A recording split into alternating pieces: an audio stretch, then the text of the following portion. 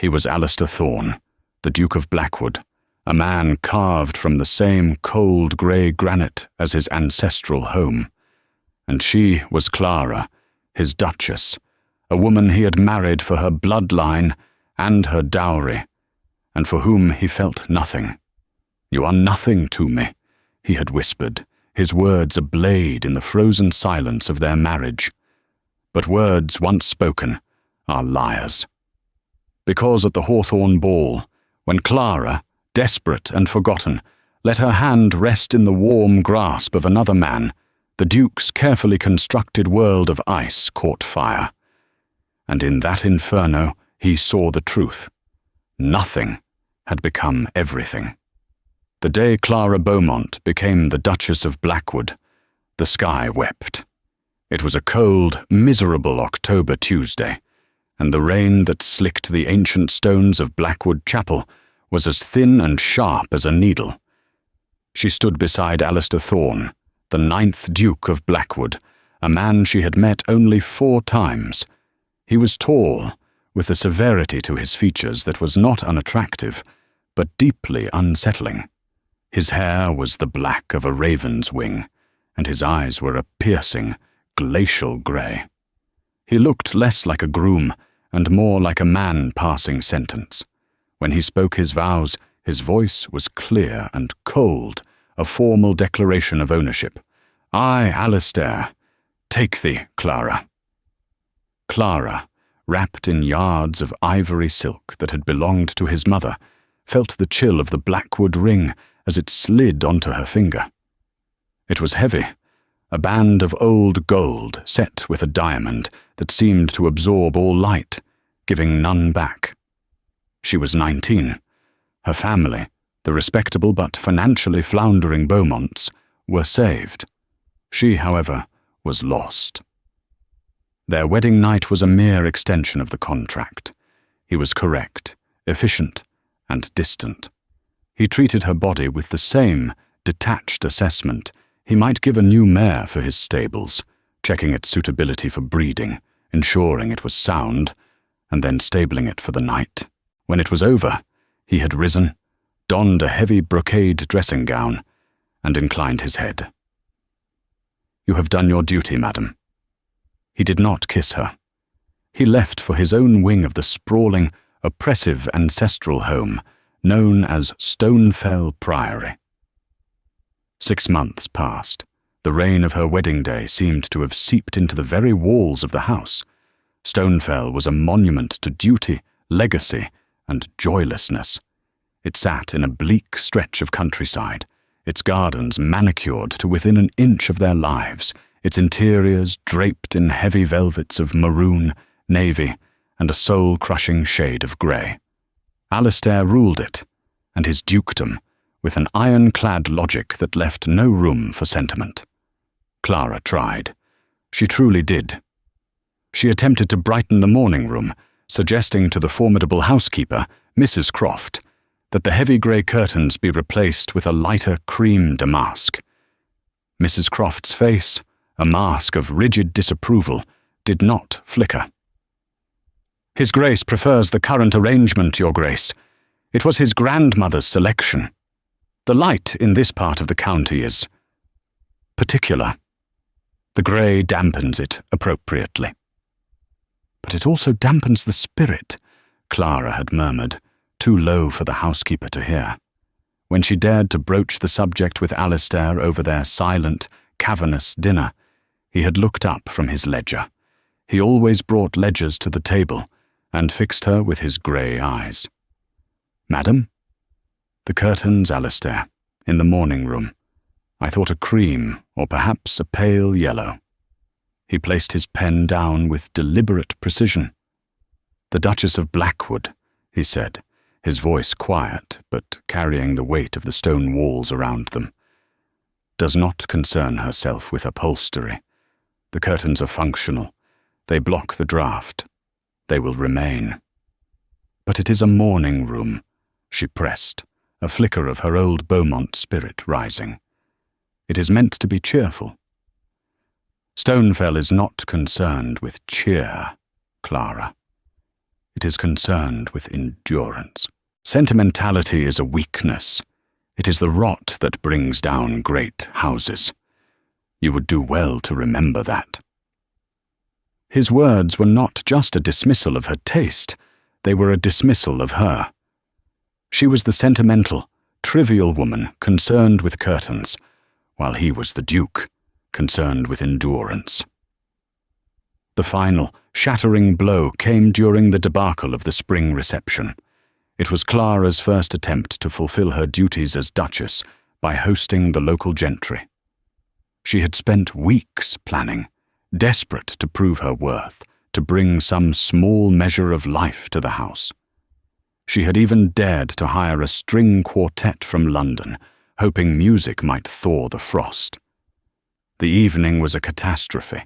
The quartet, accustomed to the vibrant salons of Mayfair, played music that was too modern, too passionate.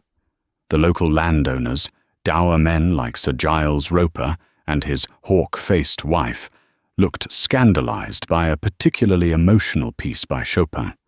The wine, recommended by Clara's father, was deemed insufficiently robust by Alistair's uncle, General Thorne. Alistair himself said nothing the entire evening.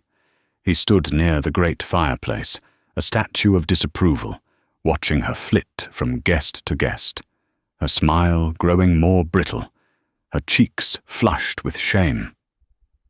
When the last carriage had finally rolled away, leaving Clara in the vast, silent entry hall, he approached. The candles flickered, casting long, monstrous shadows. "That," he said, his voice terrifyingly soft, "was an embarrassment." Clara flinched, her hands twisting in the folds of her pale blue gown.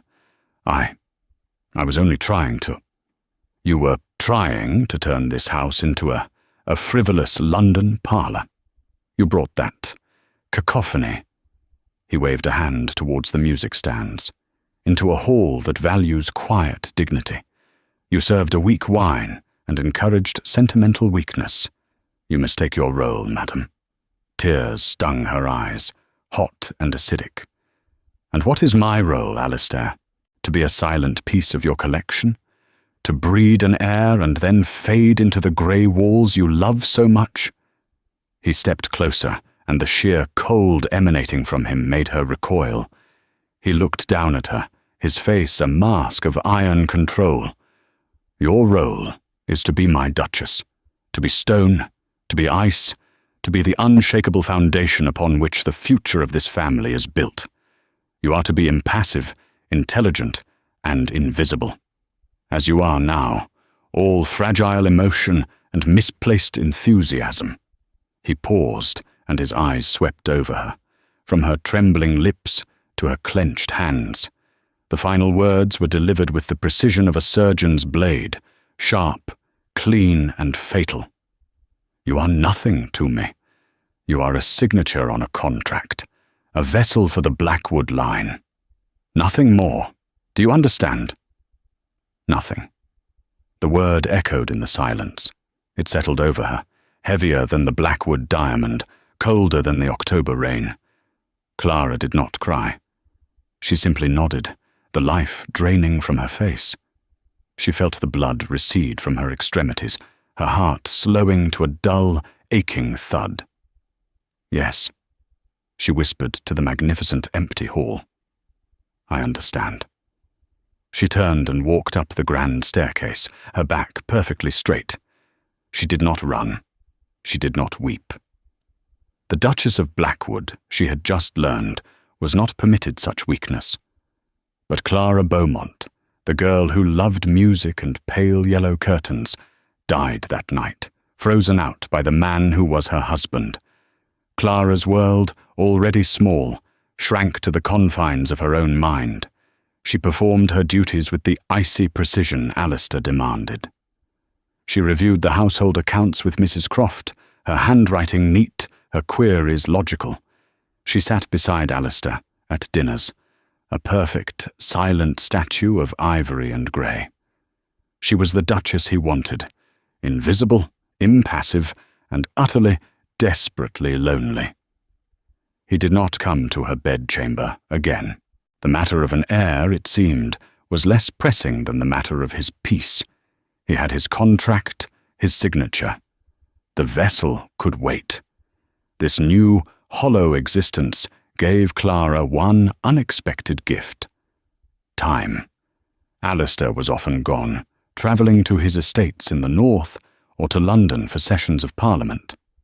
During these absences, the oppressive weight of his presence lifted just enough for her to breathe. She began to walk. She avoided the brutally manicured front lawns and instead explored the wilder, forgotten corners of the estate. Tucked away behind a high, crumbling brick wall, she found the old Duchess's garden. It had been his grandmother's, Mrs. Croft had told her once, with a rare flicker of disapproval, a place of great sentimental folly that the current Duke had ordered sealed after her death. The heavy oak door was locked, but the iron hinges were rusted. With a stolen tool from the potting shed, Clara forced the bolt. The garden was a revelation. It was a jungle, a riot of life choking on its own abundance. Roses, gone wild, climbed the walls like desperate prisoners. Foxgloves and delphiniums fought for space with thick, thorny brambles. In the centre, a stone fountain, cracked and dry, was half swallowed by ivy. It was the most beautiful place she had ever seen. It became her sanctuary. She would spend hours there, a pair of old shears in hand, slowly, carefully, beginning the work of reclamation. She was not trying to tame it, but to give it room to breathe. As she pruned the dead wood, she felt as though she were pruning the dead parts of her own soul. It was on a bright, crisp afternoon in late May that she first saw him. She was on her knees, mud staining the hem of her simple day dress, wrestling with a particularly stubborn patch of ivy, when a voice startled her. "Pardon me, Your Grace. It is said that only a true artist can find beauty in the wilderness."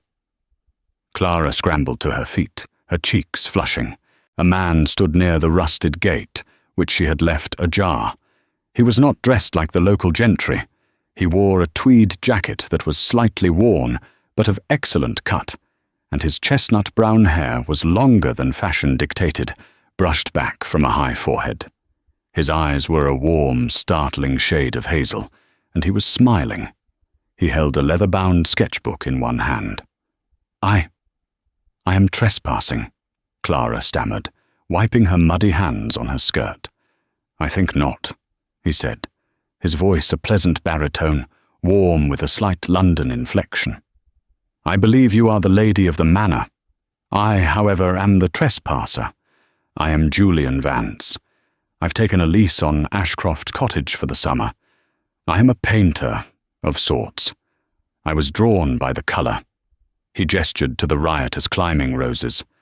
"Lord Julian Vance." Clara recognised the name. A minor title, an old family, but one known more for art and scandal than for land or politics. "A courtesy title and one I rarely use," he said, bowing. "My father, the Earl of St. Guire, prefers I not remind people of his Bohemian son. Please call me Julian." He was the antithesis of Alistair. Where Alistair was all sharp angles and cold stone, Julian Vance was curves and warmth. He spoke of beauty, not duty. His eyes didn't assess her. They observed her, as if he were memorizing the colour of her hair in the sunlight. "You are Clara, Duchess of Blackwood," he said, not as a statement of her rank, but as if it were the name of a person. "I am," she said, her voice small. He stepped fully into the garden, his gaze moving from the wild tangle to her face. "This garden is magnificent. It's a secret world. And you," his smile was gentle, "you are its guardian. May I?" He gestured to his sketchbook. Clara, starved for simple human kindness, found herself nodding. "If you wish." He began to visit the garden regularly.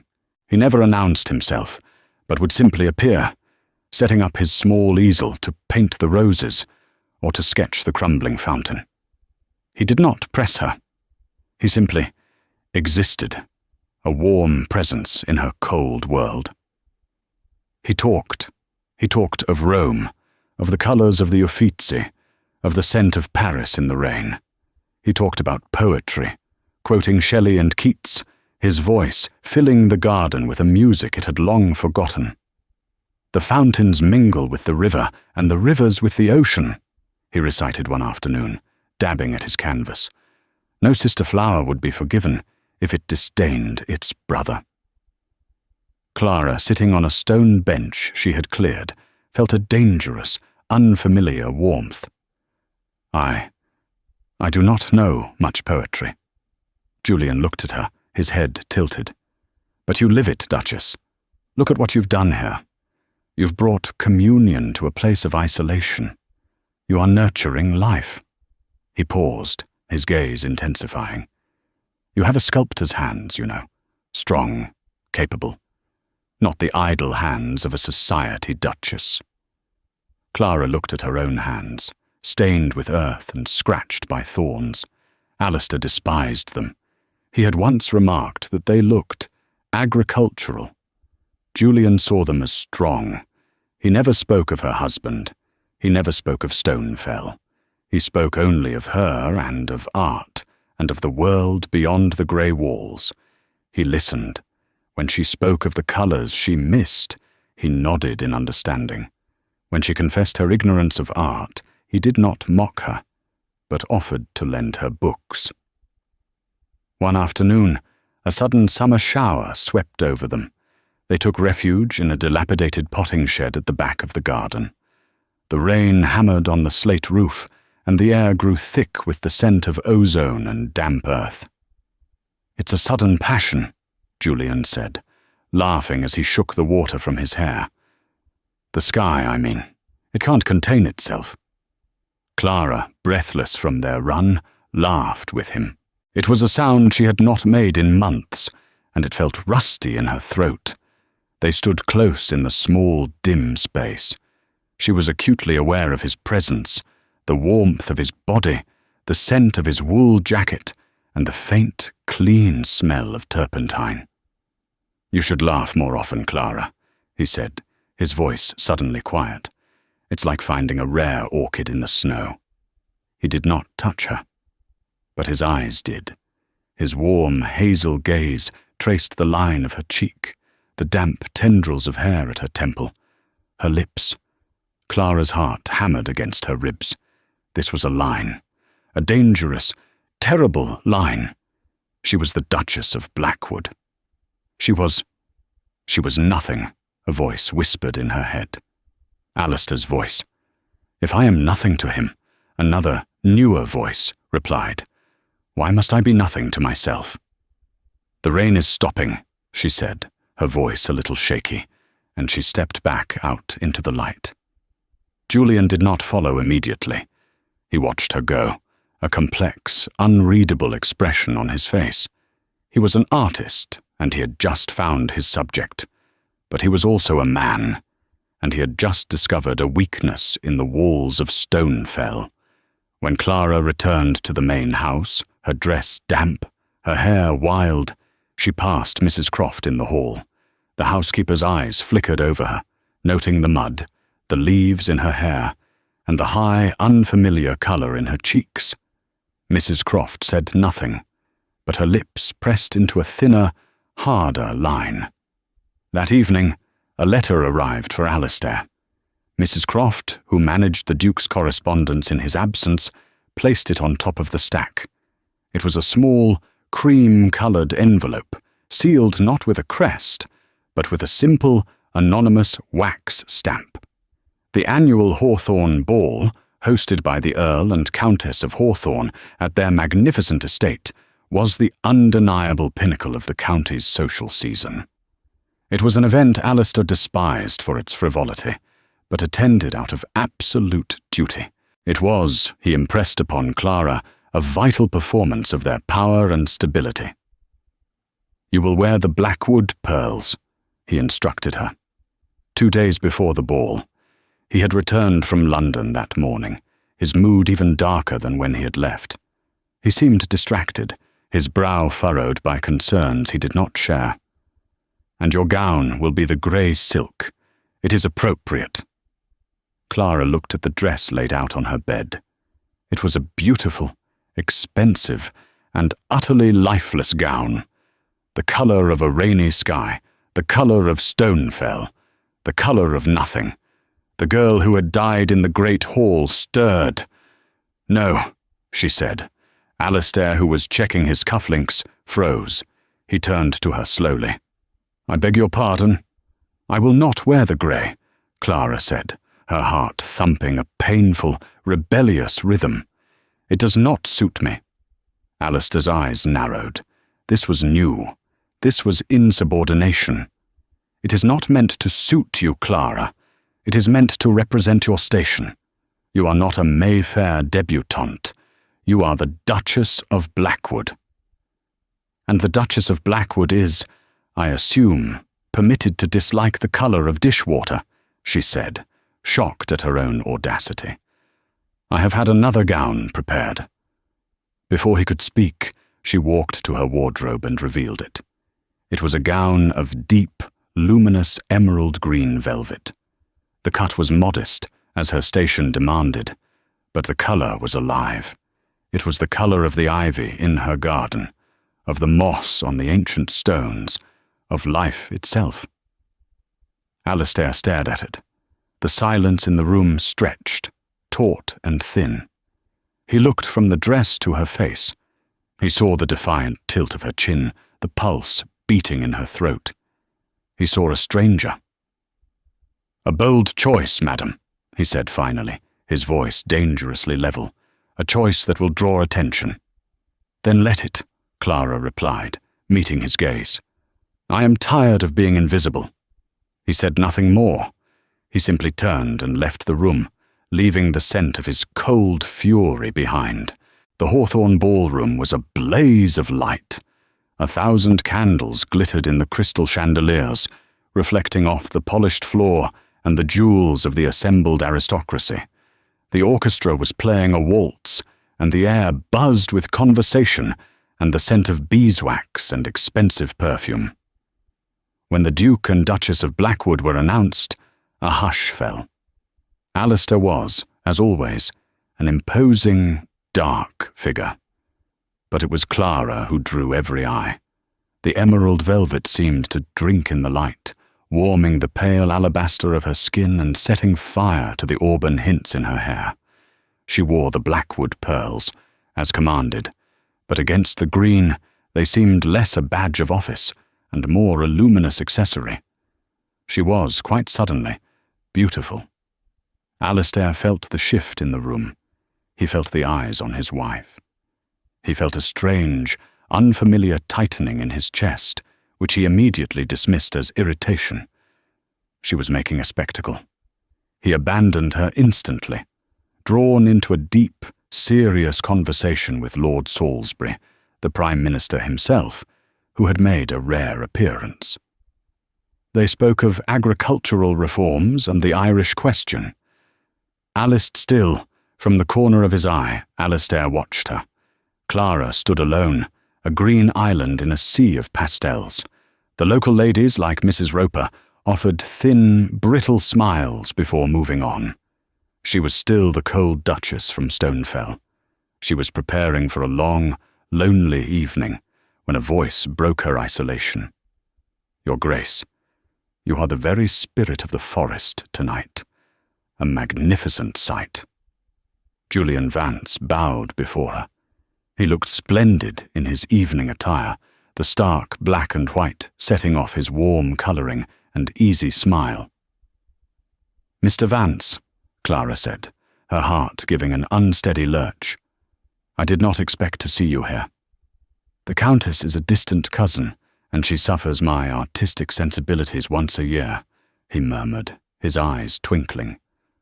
"May I say that colour is a revelation?" He lowered his voice. "It is the colour of that wild rose you saved. The one by the wall." He saw. He understood. "You are not dancing, Duchess?" "My husband is engaged, as you see."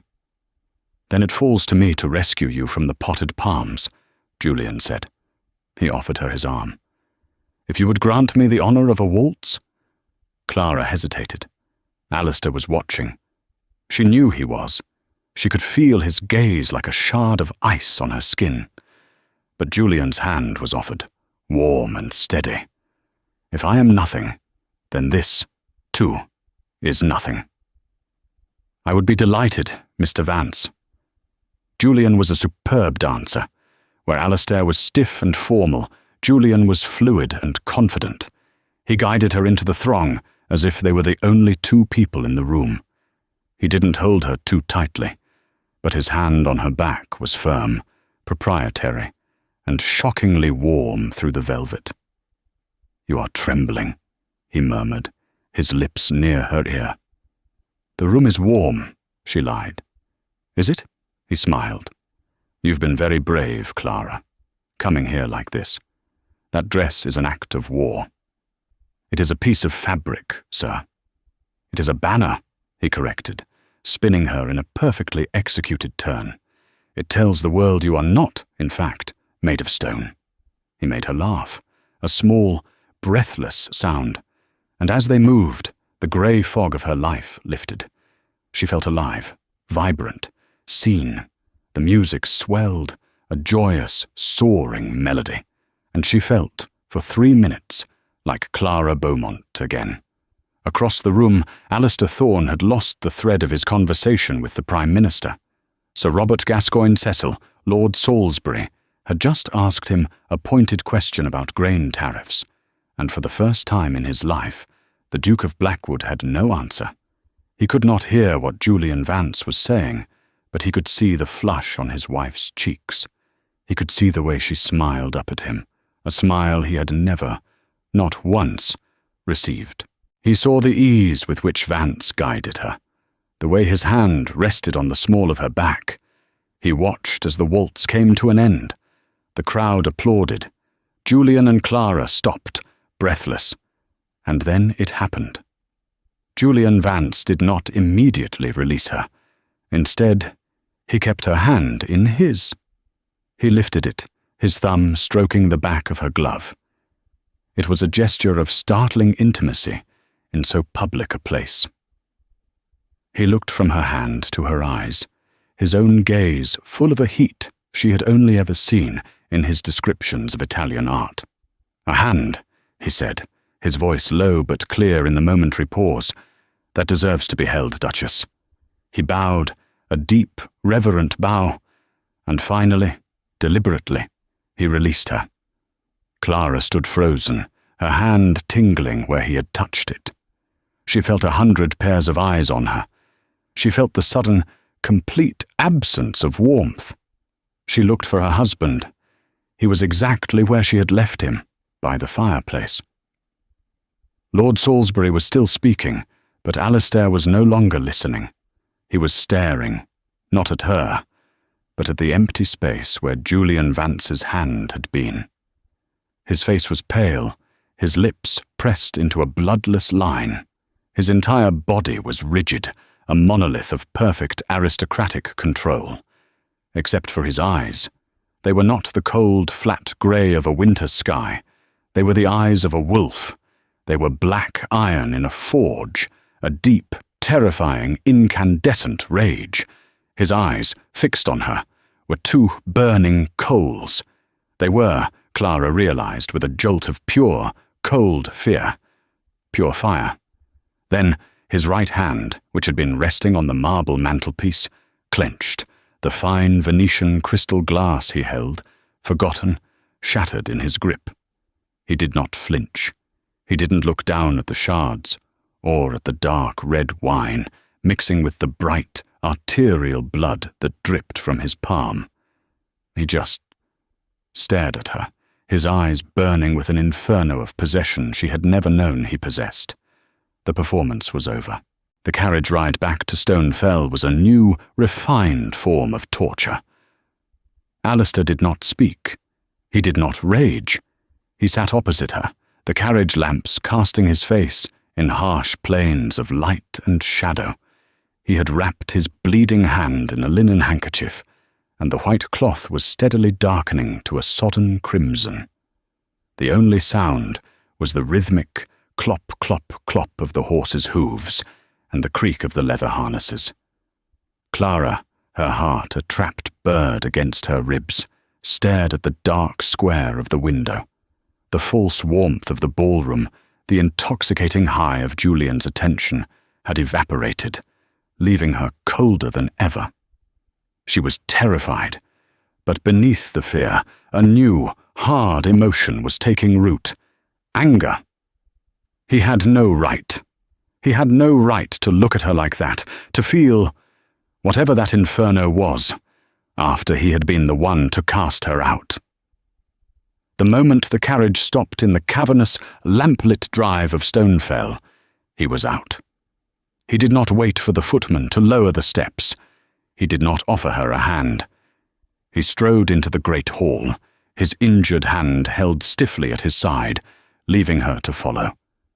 She gathered her emerald skirts and swept in after him, her blood now running as hot as his. The staff, lined up to receive them, melted away at the sight of the Duke's face. "Alistair," she called out, her voice echoing in the marble hall.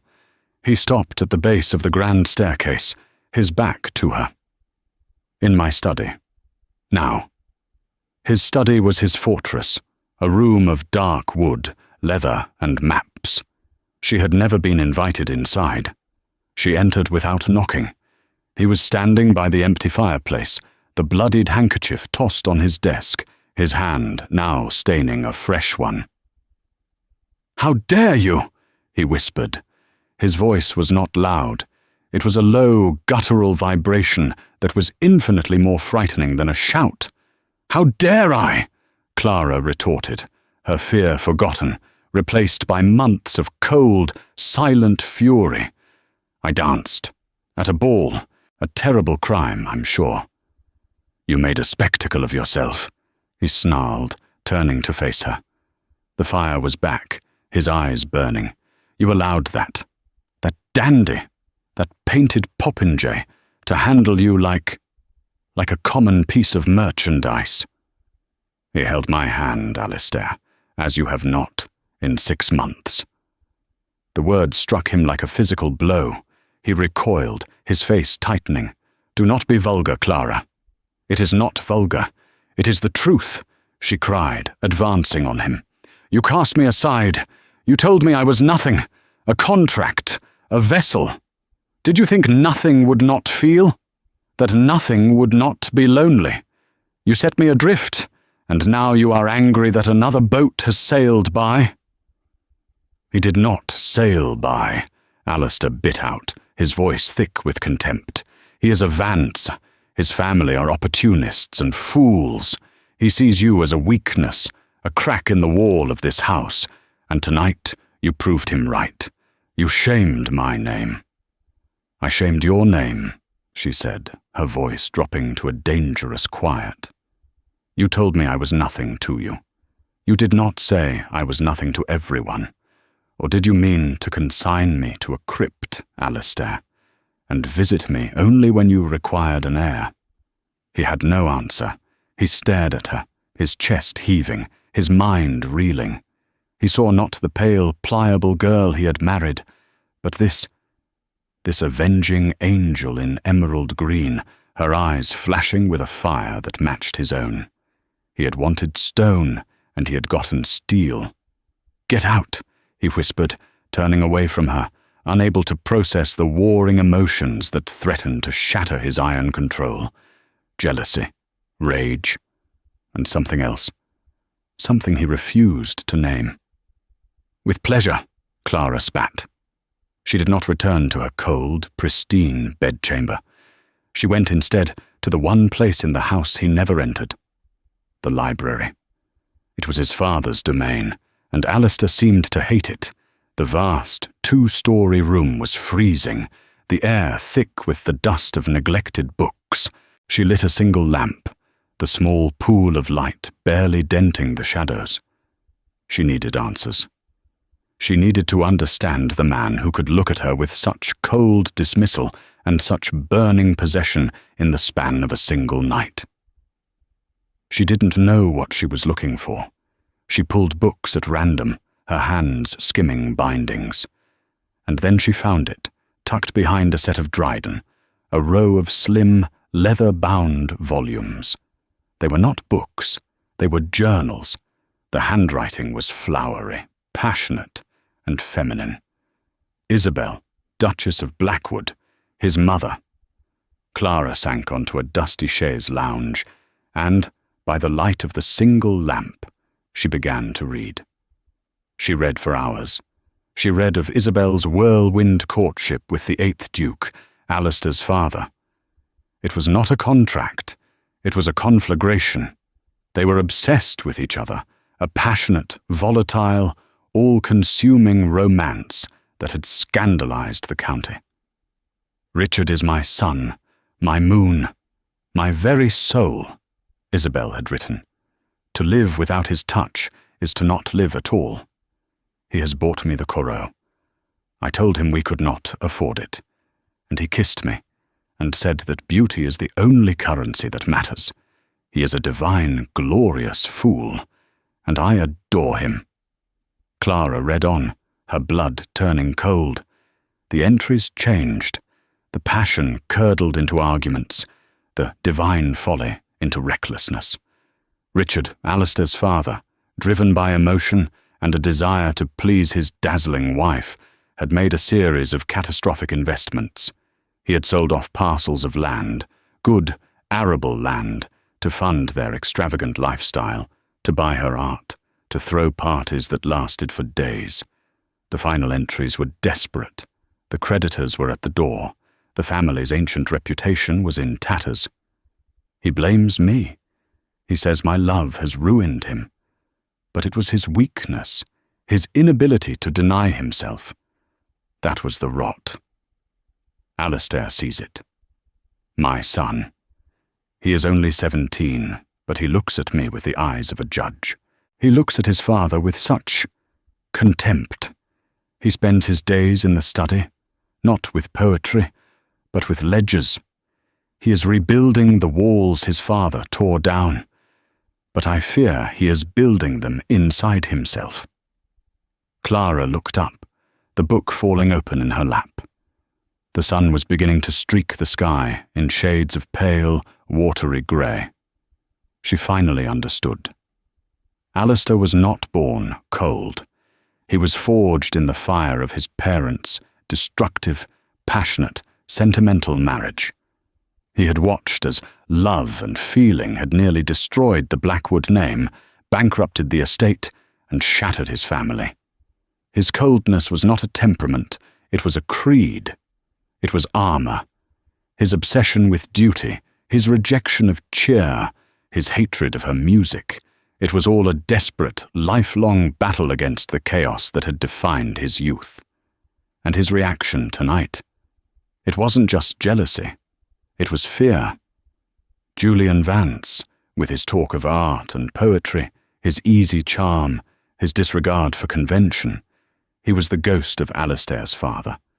And Clara, by responding to him, by wearing that passionate green, by laughing, she had resurrected the very thing he had spent his entire adult life trying to kill. "You are nothing to me," he had said. It wasn't a statement. It was a prayer, a desperate, hopeless incantation to ward off the one thing he feared more than ruin: feeling. She looked down at his mother's journal, at the elegant, desperate script, and for the first time, Clara felt a stirring of something for her husband. It was not love. It was not forgiveness. It was a profound, aching pity. Alistair left for the northern estates 2 days later. He did not ask to see her before he went. The only sign of his departure was the note left on her breakfast tray, a single, sterile line. "I return in a fortnight. See that Mrs. Croft has the quarterly accounts in order." His signature was a sharp, angry slash of ink. The truce was broken. The old cold silence had been replaced by a new, vibrating tension. Clara, armed with her new understanding, felt the dynamic of Stonefell shift. She was no longer a victim of its coldness. She was a student of it. She also felt a prickle of unease regarding Julian Vance. His attention at the ball had been intoxicating, but Alistair's warning echoed in her head. He is a Vance, an opportunist. Had his charm been genuine, or was it a performance for a different kind of audience? Her answer came a week later. She had taken to visiting the tenant village at the edge of the estate, a duty the previous Duchess had apparently excelled at, but which Clara had been too intimidated to attempt. The village was poor, the cottages small, but they were tidy. Or they had been. Lately, a feeling of unrest had settled over the place. She was met with sullen looks and closed doors. Mr. Davies, the blacksmith, who had always been polite, now merely grunted and turned his back when she passed. She finally cornered his wife, Elspeth, by the village well. "Elspeth, what is it? Has someone been unwell?" The woman's face, usually open and ruddy, was pinched. "It's not for me to say, Your Grace." "Please," Clara insisted, laying a hand on her arm. Elspeth's resolve crumbled. "It's the rents, Your Grace. We can't manage it. Not with the harvest so poor." Clara was stunned. "The rents? But His Grace has not raised the rents in 5 years. He's spoken of it. He prides himself on his fairness." "He may not have raised 'em," Elspeth said, her voice dropping, "but he's demanding 'em on the dot." "No, Grace. Old Mr. Henderson?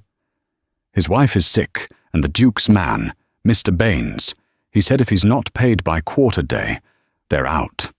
Out, Your Grace. The Duke never used to be so hard." "But that's—" Clara trailed off. It didn't sound like Alistair. Hard, yes, but unjust? Never. "He is under a great deal of strain, Elspeth. The investments—" "That's what we hear," another woman muttered, joining them. "We hear he's lost a fortune in London. We hear he's raising funds for his pleasures, and he's taking it from our mouths." "That is a lie," Clara said, shocked. Alistair had no pleasures. "Is it?" Elspeth challenged, her fear replaced by anger. "We have a friend, Your Grace, a friend in London who's been looking into it for us. He says the Duke is in deep. He says we have a right to stand up to him. He's even offered to help. To lend us the money to fight him." A cold dread, sharp and immediate, settled in Clara's stomach. "A friend? What friend?" "A gentleman," Elspeth said, lifting her chin. "A kind man who understands art and such. Not a cold fish like—" She clamped her mouth shut. "Mr. Vance," Clara said. It was not a question. Elspeth's silence was all the confirmation she needed. Clara walked back to Stonefell, her mind racing. Julian.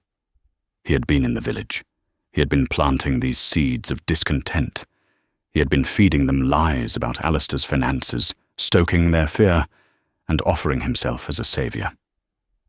She remembered his words in the garden. "You are nurturing life." He had been assessing her, using her. She thought of his words at the ball. That dress is an act of war. He hadn't been admiring her. He had been encouraging her rebellion, using it as a distraction.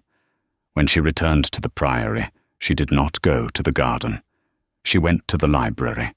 She began to search, not for journals, but for maps, for family histories. She found a large, leather-bound county history, its pages brittle. She looked for Vance, and she found it. It was an entry from 1723. The Vance family, the Earls of St. Guire, had once owned a massive stretch of land that now belonged to the Duke of Blackwood. She read of a single knight of cards, of a drunken, foolish Lord Vance, and a cool, calculating Duke of Blackwood. The Vances had lost everything in a single game of hazard. Their ancestral home, Ashcroft, had been torn down and the lands absorbed into the Blackwood estate. The Ashcroft cottage that Julian had leased stood on the very edge of his family's stolen inheritance. This was not opportunism. This was not a flirtation. This was revenge. It was a generational vendetta, and Julian Vance was waging it with terrifying precision. He wasn't trying to woo the Duchess. He was trying to ruin the Duke. He was using the tenants, turning them against their master. He was spreading rumours of insolvency, which would destroy Alistair's credit in London. He was using Clara herself, a public flirtation with the Duchess, to paint Alistair as a cuckold, a fool, a man who couldn't control his own wife, let alone his estate. He wanted to break Alistair. He wanted to force him to sell. And Julian, or his mysterious friends, would be waiting to buy back the land his family had lost. Suddenly, Alistair's frantic, desperate reaction at the ball made a different kind of sense. He hadn't just seen a rival. He had seen a Vance touching his wife. He had seen the serpent in his garden, and his rage was not just jealousy. It was the fury of a man defending his legacy against its oldest enemy. And she, in her emerald green dress, had been the serpent's unwitting accomplice. Clara felt sick. She had pitied Alistair. Now she felt a burning, terrible shame. He had called her nothing, but she had been worse than nothing. She had been a fool. She sat in the dusty library, the county history open on her lap, and made a choice. Alistair had built his walls to keep the chaos out, but the chaos was already inside, and she, the nothing woman, was the only one who had seen its face. Clara did not have the luxury of time. Alistair was due back in a week, and the tenant's rent was due on quarter day, just 3 days after his return. If they defaulted en masse, as Julian was clearly planning, it would trigger the very crisis he sought. Alistair would be forced to evict them, a public relations disaster that would prove the rumours of his cruelty, or he would have to sell land to cover his losses. Julian would win. Clara needed proof. Suspicions were not enough. She wrote a letter. Not to Alistair, but to a Mr. Bartholomew, her family's old solicitor in London. He was a dry, precise man who had a bulldog's tenacity for finance. She did not tell him her suspicions. She simply asked him to make discreet inquiries into the financial standing of Lord Julian Vance and any recent, large-scale land speculation in her county, specifically any third-party purchases of agricultural debt. She paid a stable boy handsomely to ride to London and deliver it by hand, marked urgent and confidential. While she waited, she acted. She returned to the village, but this time she did not ask about rents. She brought a cart from the estate kitchen, filled with broth, fresh bread, and, most importantly, ledgers from the estate office. She went first to Mr. Henderson, the man whose wife was ill. She found him sitting on a bench outside his cottage, his head in his hands. "Mr. Henderson," she said, her voice quiet but firm. He looked up, his eyes weary. "Your Grace, come to turn us out?" "I have come to see your accounts," she said. She sat beside him, ignoring the dirt, and opened the ledger. "The Duke's father. He was not a good businessman, but he kept records." She found the Henderson family line. "Your grandfather was granted a grace period in 1852 after the fire. Your father was forgiven his rent for 2 years during the fever of 1861. She looked him in the eye. "Tell me, sir, in your lifetime, has Alistair Thorne ever, once, refused a man an extension for illness or tragedy?" Henderson stared at her. He opened his mouth, then closed it. He looked down at his boots. "No, Your Grace. He has not." "Then why?" Clara pressed, her voice gentle. "Would you believe a charming stranger, over the man whose family has been your landlord for 200 years. This gentleman. He said the Duke was ruined, Henderson stammered. He said he was desperate. He showed us papers. He said he was trying to protect us, to help us buy our own plots when the Duke was forced to sell. He is helping you into a trap, Mr. Henderson, Clara said. He is not a savior. He is a speculator. He wants you to default so he can seize your land, not give it to you. He is using your fear to settle a very, very old grudge. She went house to house. She spoke to the wives. She showed them the ledgers. She explained the Blackwood-Vance feud. She did not defend Alistair's coldness. She simply laid out the facts. He is a hard man, she told Elspeth Davies, but he is a just man. Lord Julian is a charming man, but he is a liar. Who will you trust? By the time she left the village, the seeds of doubt she had sown were beginning to sprout. The unified front Julian had built was fracturing. The reply from Mr. Bartholomew arrived the day before Alistair's return. It was a thick packet of documents. Her hands trembled as she opened it. The solicitor, bless his dry heart, had been thorough. Lord Julian Vance, while possessing a title, was virtually penniless. However, he was the proxy for a newly formed investment company, Albion Holdings. This company, funded anonymously, had spent the last 6 months buying up the mortgage debts of Alistair's tenants from local lenders. The final piece of paper was a copy of a deed. Albion Holdings had, just 3 weeks ago, purchased a massive defaulted loan. Alistair's loan. Clara felt the blood drain from her face. Alistair's father hadn't just sold land. He had mortgaged it. Alistair had been quietly, painfully, paying it off for 10 years, but the poor investments he had recently made, which the tenants whispered about, must have been a desperate gamble to clear this final, massive debt. A gamble that had failed. Albion Holdings, Julian Vance, now held the note on Stonefell itself. He didn't just want the land, he wanted the house. He wanted to evict Alistair from his ancestral home, just as the Blackwoods had evicted the Vances. The tenant's rent was a smoke screen. The real trap was this loan. Julian was stirring unrest in the village to distract Alistair, to paint him as incompetent, and to ensure that when the note was called, Alistair would have no income, no credit, and no allies. He was due to call the note in 2 days, on quarter day. Clara ran. She ran through the halls of Stonefell, clutching the papers, her heart a drum of pure terror. She burst into the estate office, where Mrs. Croft was totaling accounts. "Mrs. Croft," Clara said, breathless, "my dowry, the money my father settled on me. Where is it?" Mrs. Croft looked up, her expression one of profound shock. "Your Grace, it is in a separate account, as stipulated by the marriage contract, at the Bank of England. It is not to be touched by His Grace." "Can I touch it?" "Why, yes, Your Grace. It is yours." "But—" Clara did not wait. She scribbled a note for her solicitor, an order to liquidate the entire sum, a considerable fortune, and transfer it to Alistair's bank to pay the note. "Send this to London," Clara commanded the housekeeper. "Now, with the fastest rider you have. It must be there by morning."